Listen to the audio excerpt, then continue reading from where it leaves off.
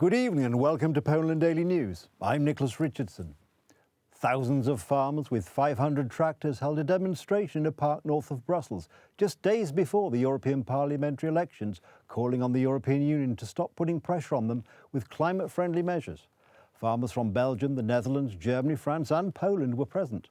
Unlike previous similar demonstrations in Brussels since the start of the year, no clashes occurred. Thousands of farmers from all over Europe say a clear no to the European Green Deal. It is the latest in a month-long wave of farmers' protests across Europe, where agricultural workers have denounced low food prices, excessive regulation and free trade deals they say leave them struggling to compete with cheap imports. The protest was organised by Dutch lobby group Farmers Defence Force and supported by right-wing and far-right groups. We came from Poland because we know that the source of our problem is in Brussels. Because we want to deeply change the Green Deal and all restrictions that they came to our farms. And today we come up than 1,000 farmers from Poland.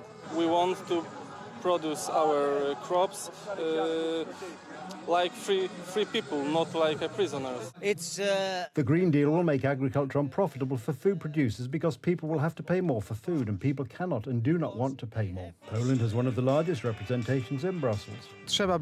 You have to be here to show the unity and strength of farmers throughout Europe. We are against the Green Deal and this sick ideology that will be felt by each of us, entrepreneurs and blacksmiths. The Eurocrats' crazy green regulations would ruin agriculture across Europe. This will mean more expensive food and higher energy and gas bills, which will be felt by each of us, which is why it is not surprising that folk from other social groups support the protests. I'm not related to the farmers, but everything the European Commission does is not good for them. They fight because they know what is good for them, and that's why I'm here to support them. Aus Franken gekommen, aus Bayern. We came here from Franconia, from Bavaria, travelling 20 hours by tractor, because it is a very big concern for us. This agricultural policy in Brussels doesn't just affect the Belgians and the Dutch. It also affects the Poles, Romanians, Bulgarians. It affects the whole European Union. We can't always follow the rules. We have to work with the weather. We have to work when the time is right, the land is right, and the regulations are of no use at all. The Green Deal and Mercosur agreement are rubbish. That's why we're here today. Farmers are uniting across Europe. In Poland, this involves collecting signatures for a referendum that will force the authorities in Warsaw to throw the current Green Deal into the trash. Solidarity has already collected over 200,000 signatures. We in Poland are collecting signatures for a referendum to say a no to this green communism. In Poland, there was once red communism. Now we have to fight this green communism that is destroying our farms. The protesting farmers were supported by the President of Law and Justice, Jarosław Kaczyński, who was today in front of the European Parliament building. What's happening with the Green Deal means destroying farming. Europe cannot build a policy based on utopias. The Polish right, just like the farmers, wants to throw the Green Deal into the trash, which is still possible. The Green Deal needs to be stopped. The harmful migration pact needs to be stopped. All of this can be reversed, but it depends on who will sit in the new European Parliament, which is why it is so important to vote in these elections on the 9th of June. And I appeal to you to vote as a body in these elections, because only you can change the fate of Poland and the fate of Europe. For Tusk ministers, the Green Deal is a development opportunity for agriculture. They offend farmers who cannot cope with sick restrictions. Today, the slogan, "Let's throw out the Green Deal in its entirety," is, "Let's throw out modernisation and development. Let's not want it." I talk to farmers. I'm in constant contact with those who are. I don't like this expression. Real farmers want to develop, but only to develop, not to force oneself to survive or take part in politics. Such behaviour by the current authorities in Poland and the man whom Tusk made the Deputy Minister of Agriculture and Rural Development, angers farmers who work hard to ensure our food security. We thought he would take care of our agriculture like Mr. Leper, but he simply chickened out and sold himself out. I can't say more because it could end badly. If the Green Deal is not thrown out, it will end badly for agriculture across Europe. Electricity and gas prices will soar in less than a month. That's not all. Local authorities are already starting to raise the cost of using water. And even though the government has offered a symbolic compensation package, it will apply only to a very small group of Poles. The opposition is assessing Prime Minister Donald Tusk's first 6 months in power, pointing to a number of unfulfilled promises. Most importantly, many Poles may not be able to bear the price hikes. The EU Green Deal policy is to blame, and farmers were protesting against it in Brussels today. Daniel Macianowski is in Brussels. What elements of the Green Deal are contributing to the price rises? The electricity price freeze will be lifted on the 1st of July. At the beginning, those in power tried to distort the reality by providing only limited data on the increase in electricity prices. Chciałabym, by I do not want prices to rise by more than 30 zloty a month. ceny nie wzrosły bardziej niż 30 zł za miesiąc. I taka Estimated for a single pensioner household. It soon became clear that the increase in the price of electricity would not be 30 zloty, but 30%. And there's more. A price shock is waiting for the consumer. According to the largest Polish gas supplier, PGNiG, gas prices will rise by almost 50%. Distribution charges are also set to rise. I've talked to the people of Radom and Siedlce, and they've told me straight out that they're afraid of these prices going up. The government has proposed an energy voucher, a one-off cash payment to compensate for price increases. However, only a small number of people have taken up this form of assistance. To ensure that all Poles pay less, Law and Justice has proposed extending the freeze on energy prices. This will only be a band-aid, and we already know that these increases will be gigantic. Basic utility charges are already being increased by local authorities. In Sopot, for example, the price of water and sewage has been on the rise for the past few weeks. The price per cubic metre of water has risen by 25%. The cost of disposing of a cubic metre of sewage has risen by 20%. The unfreezing of energy prices by the previous government, which fought very hard against inflation, which is now increasing. And higher inflation implies that prices will rise more quickly. The end of zero VAT on food from the 1st of April has already led to 2 months of price increases for items such as dairy products, fruit, vegetables, meat and cereals. The Polish government has declined to extend the zero VAT rate introduced by the previous government. Rising energy prices are also going to affect inflation. This will mean that interest rates will remain at current levels, which will limit demand and economic growth. What about special programs to help the poorest sections of society? Before the elections, Donald Tusk promised that nothing was going to change. Nothing that is given will be taken away. Nic co dane nie będzie zabrane. Reality was quick to check these declarations. This year, the 14th pension will be lowered by almost 900 zloty compared to last year. The ruling coalition did not make use of the provisions of the law introduced by the Law and Justice government. Instead of 2,659 zloty gross, it will be 1,780 zloty. What do Poles think about Donald Tusk's actions? He cheats and deceives people. Older people are not deceived, but he deceives young people. I have the lowest pension and he wants to take even more away from me. I can't stand that, Tusk. He's made a lot of money there and he's robbing people here. He's a tricky one. Mateusz Morawiecki, former Prime Minister and Vice President of Law and Justice, has published a report on the first half year of Donald Tusk's government. He lists the mistakes and omissions of the coalition that has been in power since the 13th of December. The report shows the truth about the work of the current government and the disturbing effects it is having. An increase in the price of food, energy and gas, delays and question marks over the CPK and Polish nuclear power projects. To the long list of increases, we must add further European taxes linked to the Green Deal. That is, CO2 emissions and the Buildings Directive. These are huge sums amounting to trillions of zloty, which we will all have to pay out of our own pockets. Another workplace must be added to the infamous map of layoffs and liquidations. This is the Andrzej Tube rolling mill in Zawadzkie in Opole province. More than 430 people will lose their jobs there. The steelworkers do not intend to give up. They are determined to fight for their jobs. Today they took to the streets to protest. What is happening to the Polish economy recently that the Central Statistical Office is reporting thousands of people being laid off? Today, Edyta Holdinska is checking. Factories and offices are being emptied. More and more mass redundancies are announced and workers protest. Why do companies decide to make their employees redundant and to move their activities to other countries? Today we investigate.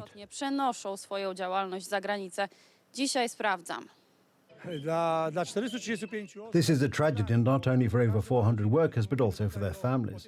It means multiplication of poverty, impoverishment of the workers, and the offers on the labour market are not staggering. That's why the Opole section of Solidarity decided to take to the streets in protest, all because of the liquidation of the Andrzej rolling mill in Zawadzkie. Hundreds of people will lose their jobs. The worst thing is that the workers found out overnight. This is unacceptable. The situation is difficult, a stalemate, and it shouldn't be. First of all, the government should not allow it. A bet that has been going on for so many years should continue. Here in Zawadzkie, they will have a problem because it is a small town. As we can see, the economy is slowly shrinking, so this job will become more and more difficult. About 11,000 people live in the Zawadzkie district, of which more than 7,000 in Zawadzkie itself. The rolling mill is one of the most important employers in the region and supports the local budget. Bałem się, że ta spirala się będzie nakręcała. This spiral is set to intensify as each of the more than 1,000 people laid off by companies leaving Poland will find it increasingly difficult to find a job. Notice periods will end, all aid packages will end, and difficulties will begin. Wszystkie pomocowe pakiety. But this is just one of the factors that have been liquidated recently. According to the Central Statistical Office, in April alone, 43 companies announced layoffs of 2,300 workers. A wave of mass redundancies is sweeping across Poland. At the end of April, there were as many as 17,000 planned redundancies announced by the 167 companies. Why do global companies that have been operating in our country for many years cut jobs or close down and move abroad? Ceny energii. Energy prices. I don't need to add much here because a lot of ink has already been spilled on this subject. Countries where companies are relocating, such as Romania, have already solved this problem. They don't have this ambivalence and uncertainty because they already have nuclear power and a stabilised situation. And the layoffs are planned by companies in the furniture, automotive, clothing, IT, banking and service sectors, among others. The wave of collective redundancies in Poland is gaining momentum. Widać, że tutaj nie ma. There is no effective government policy to help save jobs. There is also a symbol that such disinvestment is taking place on a massive scale in Poland. Pracy w Polsce. And this does not bode well for all sectors of the Polish economy. Heavy industry itself is collapsing all the time. Later, all other industries will collapse. The Green Deal, which is driving everything, will affect every other sector. Edyta Holdynska, Telewizja Republika. The number of illegal border crossings has doubled compared with a year ago, and unfortunately the victims are soldiers and officers, said Tomasz Siemoniak, head of the Interior Ministry under Tusk. The opposition's view is that the Lukashenko regime is escalating the situation on the border in the wake of the parliamentary elections in Poland. In doing so, he's testing the reaction of the new Polish government, which, until recently, strongly criticised defending the border and prioritised the welfare of migrants. In the last few days alone, several hundred attempts have been made to break through the barrier on the Polish-Belarusian border. Immigrants are behaving aggressively, throwing stones, branches and knives. Several uniformed officers were injured during the week and another was injured tonight. He was hit on the head with a branch. He is injured and his skull is damaged. The officer is in hospital. Not long ago, border guards were slandered and stigmatised for defending our security. The authors of the campaign were politicians from the current 13th December coalition. The Speaker of the same evaded our reporter's question and denied responsibility for the attacks on Polish services. Will you apologise for the hate campaign against Polish border guards? For what? This is a thesis question. Please remember when and where we attacked. Rosa Thun spoke about it. But Speaker Hołownia did not want to face the facts. It was politicians from Poland 2050 who talked about the dehumanization of migration and the need to remove the barrier on the border with Belarus. Border walls are a thing of the past. Today we need to take care of human life. An example of a media campaign against Polish border guards is Agnieszka Holland's film, which distorts reality on the Polish-Belarusian border. Their production was praised by politicians from the Civic Coalition and Poland 2050. Agnieszka Holland's film brings prestige to Poland.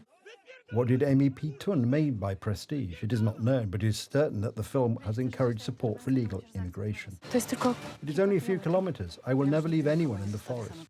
Helping migrants to evade border controls is a crime, and support for illegal migration was widespread among politicians in the ruling coalition. Michał Gramatyka, now Minister of Digitalisation, misinformed the public by saying that children were dying on the border with Belarus because Polish services were not helping. Eileen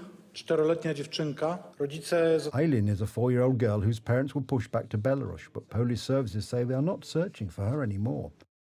Today we know that Eileen never existed. It was an unconfirmed story promoted by activists. Politicians passed it on. Civic Platform politicians should apologise to soldiers, police officers and border guards for defaming them. If armed migrants attack even armed soldiers, how will they treat ordinary citizens? The answer is brutal. Nauczyciele muszą chodzić w kamizelkach kuloodpornych. Teachers should wear armoured vests, and in terms of rapes, Sweden is at the world's top. The politicians of today's ruling coalition already knew the consequences of migration to Europe. This is what they insisted on. These are poor people who are looking for their place on earth. In the end, this kind of false narrative did not stand up to confrontation with the facts. Even the left liberal media had to change its discourse. Communist and sociologist Małgorzata Tomczak admitted in the Gazeta Wyborcza Daily that the information published had been manipulated. After 2 years of writing about migration and the border crisis, I have no doubt that we are generating false knowledge. We have been building such a narrative about migration crisis in Poland for over 2 years, and in Europe for almost a decade, in opposition to right-wing discourse. Until mid-June 2022, crossing the Polish border meant climbing over barbed wire, with officers protecting themselves behind polycarbonate shields. When the United Right presented a project to build a steel wall in 2021, the Civic Platform voted against it. Today, it wants to be seen as the defender of Poland's borders. Hong Kong police continued intense operations into the night on the 35th anniversary of the Tiananmen crackdown. Officers were out in force in Causeway Bay, a small but busy shopping district in Hong Kong, right next to the venue where locals have marked the anniversary for decades. In the crackdown, an estimated 180,000 troops and police rolled in with tanks and armoured vehicles and fired into crowds trying to block them from advancing on the student-led demonstration in the square. The only part of the Chinese-speaking world where the 4th of June can be remembered openly, with attendees saying that they were there to defend human rights, is Taiwan. One woman who wore a T-shirt which had the numbers 8964 in Roman numerals, the date of the 4th June 1989 crackdown, was seen being taken into a police van by dozens of officers. China has long quashed any public memory of the military crackdown on months-long protests at the heart of its capital. Tiananmen memorials were also scrubbed out in Hong Kong, for years the only place in China where they could take place. In the crackdown, an estimated 180,000 troops and police rolled in with tanks and armoured vehicles and fired into crowds trying to block them from advancing on the student-led demonstration in the square. Hundreds, if not thousands, are believed to have been killed in an overnight operation that ended on the morning of the 4th of June 1989. It was a turning point in modern Chinese history as the Communist Party hardliners embraced control instead of political reforms. Hundreds in Taiwan and Hong Kong attended candlelit vigils on the 4th of June to mark the 35th anniversary of the 4th of June crackdown in Tiananmen Square in Beijing, China. Taiwan is the only part of the Chinese-speaking world where the 4th of June can be remembered openly, with attendees saying that they were there to defend human rights. In China-ruled Hong Kong, the United States consulate displayed commemorative candles in their windows as police tightened security around downtown Victoria Park, where large 4th June candlelit vigils had been held annually before tougher new national securities took effect in recent years. A few people were seen escorted away by police. Decades after the military crackdown, rights activists say the demonstrators' original goals, including a free press and freedom of speech, remain distant, and the 4th of June is still a taboo topic in China. The ruling Communist Party has never released a death toll, though rights groups and witnesses say the figure could run into thousands. That's the news. Thank you for watching, and from me, it's have a good night and a better tomorrow.